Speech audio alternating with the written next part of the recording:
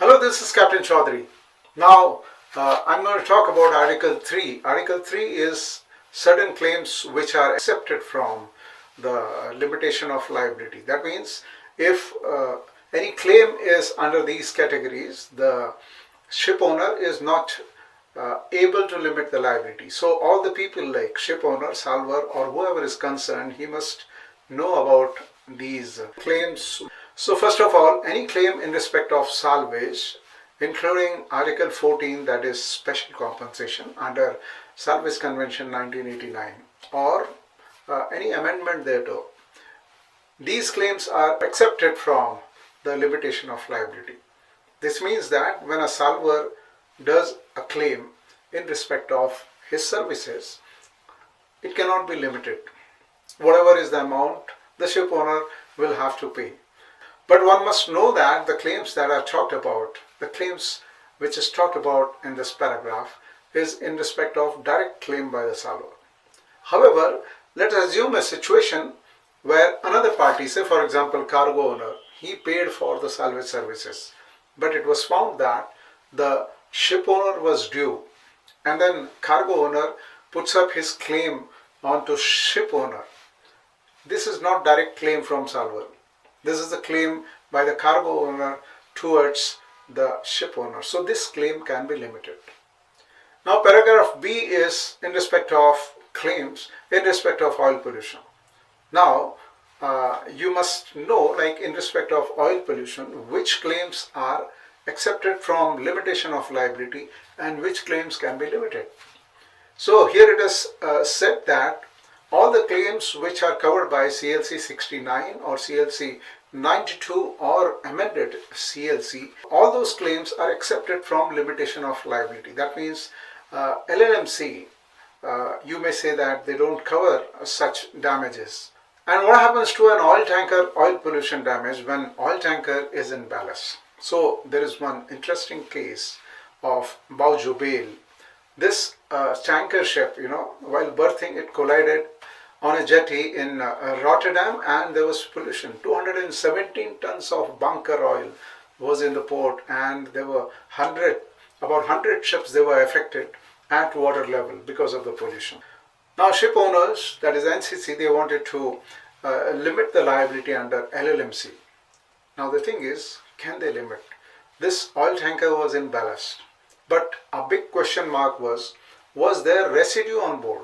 So it is said that an oil tanker, which is actually covered by CLC, when the oil tanker is in ballast and there is no residue, then LLMC can come into picture.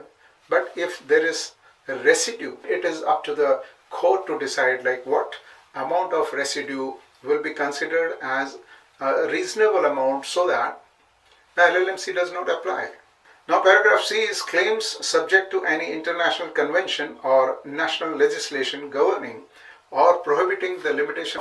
Obviously the countries can make regulations stating that any ship causes nuclear damage is not allowed to limit his liability. They will have to pay for the entire expense. Otherwise also, we know from UNCLOS 82, the countries can make regulations in respect of national security, national sovereignty, and prevention of maritime pollution. Paragraph D is in respect of claims against the ship owner of a nuclear ship for the nuclear damage. Once again, there might be a country regulation in this respect, right? So that country's national legislation has to be given respect. Paragraph E is in respect of the claims from the servants of salvors or servants of ship owner. Now the thing is, in case there is a casualty, right? Somebody dies or somebody is injured, then the claims from that person, can they be limited by the ship owner? The question is, what is the contract between the servant and the owner, or the servant and the salvor? If there is a contract between the two according to the national legislation, right, that the liability cannot be limited. So this particular concept has to be respected. If there is a contract that the liability, the limitation of liability is of an amount that is prescribed in LLMC. More than that, if the limitation of liability of the country is more than the limitation of liability of the LLMC, once again the situation is same. The ship owner cannot restrict his liability, cannot limit his liability. Article 4 is conduct barring the limitation. It says that a person who's liable, if it is proved that the loss was caused because of the personal act or omission, done with the intent of causing the loss or recklessly, then that person is barred from limiting his liability. And therefore it is very important what is the national legislation in respect of limitation of liability. That plays a very important role. Like in India, there was a collision between Vindhyagiri and MV Nord's Lake of Germany. Now this ship collided with Vindhyagiri and Vindhyagiri sank.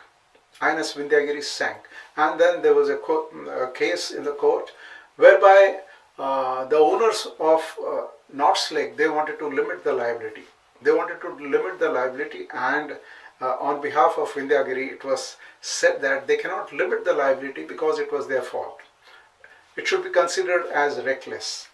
So the court decided as per section 352A, which is the relevant national legislation for us, and it said that the damage, the claim that is put up against the Nord's Lake, they are allowed to limit the liability, whether it was intentional or non-intentional. Similar regulation in this respect, which must be understood, and a very important article is Article 18, that is a reservation.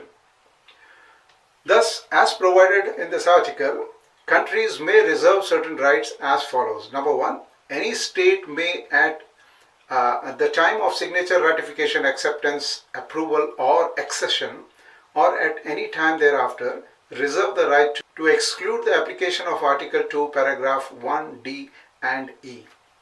So the countries can have regulations in respect of wreck or the cargo that is removed from the ship, whether afloat or underwater, that if the government does it, if any organization deputed by the government does it, then ship owner cannot limit its liability.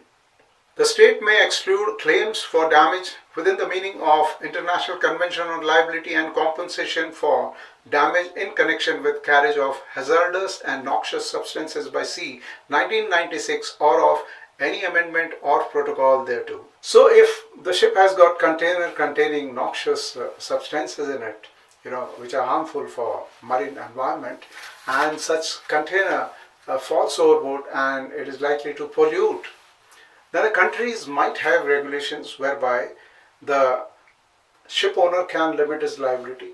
At the same time, the country, if they make reservations under Article 18, then there might be a regulation that the ship owner will not be able to limit his liability.